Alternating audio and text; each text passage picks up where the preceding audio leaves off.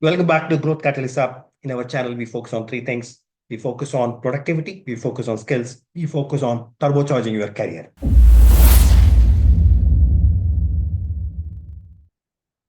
In today's episode, we are going to focus on a very important aspect, especially if you're an introvert, especially if you are somebody who's not very comfortable in social settings, but you have to interact with people, you have to get into the team meeting, you have to stand up and speak, and generally behave as a person as if you are an extrovert where you are not. What do you do? I've been introvert all my life. My books, my corner, my chess game, my cricket watching. And whenever I play, come back. And that's the essential introverted behavior that I have always had and absolutely quintessential introvert. But in today's world, you can't afford to be an introvert, but who is not capable of mingling with people, not capable of getting into a social setting and performing what one is expected of performance. So what did I do?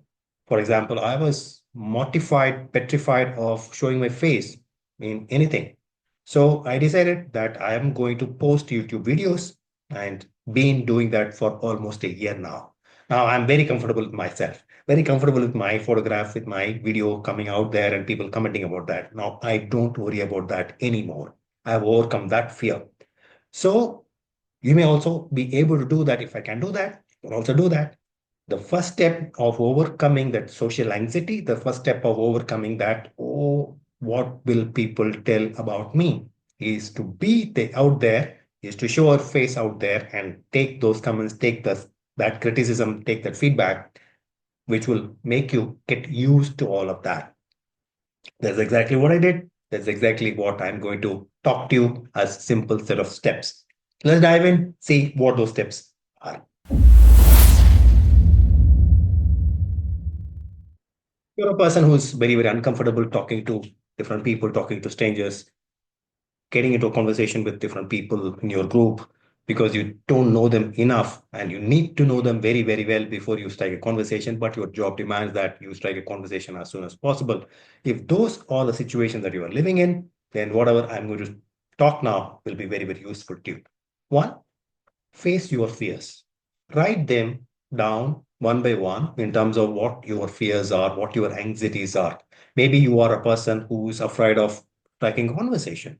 Maybe you are a person who's afraid of even standing up and speaking. Maybe you are a person who's afraid of having this interesting conversation with complete set of strangers and you would rather be on the corner having a drink all by yourself like what I used to be. If you're the person, write the fears down so that you can start facing them one by one. That's step number one.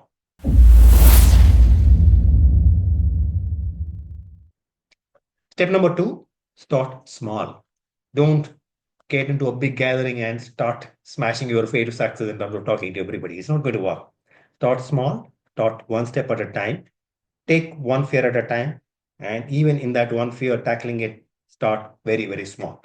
When you start small and build it, your loss is going to be very low. Your self-esteem is not going to be suffering. It is going to be protected. And you can quickly come back by learning from that interaction, doing that particular thing where you are going to suffer only a little compared to what you are always protected by. Hence, start small is the step number two. A fear. Let's take one fear and let's take examples and steps for that fear. Suppose your fear is social anxiety and talking to people who you don't know very well. That is your problem. Then starting small would mean that you strike a conversation in your office, in the compound, in the complex that you are living in. You strike a conversation with one person as you go walk. And that one interaction, maybe one interaction in one day, nothing more than that. And reflect on that interaction, how easy it was, how well people reciprocated your interaction, and hence think about how there is nothing actually to lose. That courage, that payoff will propel you, will motivate you to do that second day, do that third day, and do that more often than just once a day. But start with that very small step. The second step for you to do is not just with starting a conversation and say, hi, hello, how are you, how is the weather? But go next one step where you send a text message in your office to a set of people saying that this is an idea that you thought of. something that you want to share. It could be a WhatsApp message, it could be email. Lighter in tone, lighter in conversation, but you are taking that one step where you are talking and sharing your ideas, your innermost feelings with a set of people whom you don't know enough about. Step three, small step again, is to share a video upload where you know you barely know a set of people, but you know them. Maybe they are working with you, maybe they're in your complex, maybe it's a WhatsApp group of the place that you are living in, but share a video message of what you thought of, what your idea is. Say that you wanted to share it. Many people may not even appreciate this, but some people will. And that is where your motivation will come from. And even better motivation is the very fact that you have taken the step of stepping out of the boundary, stepping out of that comfort zone, and you are able to share your thoughts on a video message, able to show your face and able to show that video. Take these three steps: striking a conversation, sending a message, and then sharing a video. All these small steps would ensure that you are able to get out of that cocoon and able to establish yourself to get out of that social anxiety as a fear.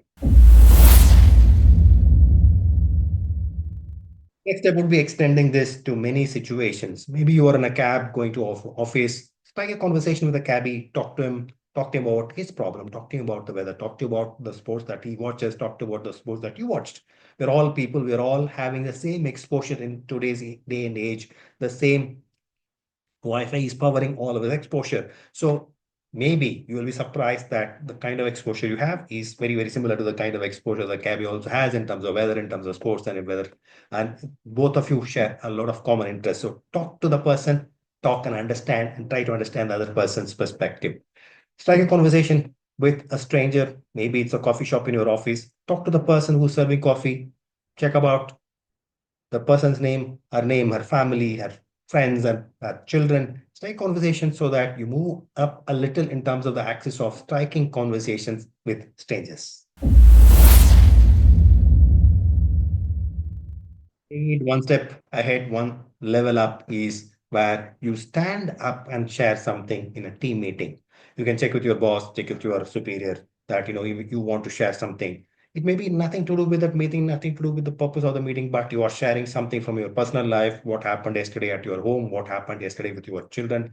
All of that, you stand up and say that I just wanted to share this. This will lighten up the meeting, and you share that.